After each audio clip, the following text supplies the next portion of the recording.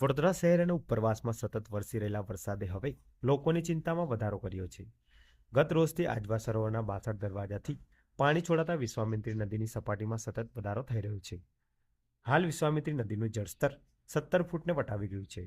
વિશ્વામિત્રી નદી નજીક આવેલું વડસર સ્થિત કોટેશ્વર વિસ્તાર દર વર્ષે ચોમાસામાં પાણી ફરી વળતા હાલાકી ભોગવે છે.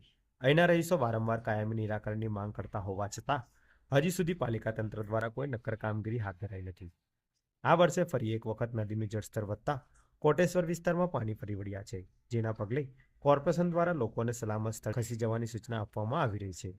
હાલ મળતી માહિતી મુજબ આજવા ડેમનું લેવલ 213.7 ફૂટ છે, જ્યારે નવેમ્બર મહિના સુધી આ સપાટી 212.50 ફૂટ સુધી જાળવી રાખવાની હોય છે. આજવામાંથી પાણી છોડાતા વિશ્વામિત્રી નદીમાં સતત વધારો નોંધાઈ રહ્યો છે. નદીની સપાટી વધી જતા કોટેશ્વર વિસ્તારમાં ફરી એકવાર પાણી ભરાવાની પરિસ્થિતિ સર્જાઈ છે અને લોકોમાં ચિંતાનો માહોલ જોવા મળી રહ્યો છે.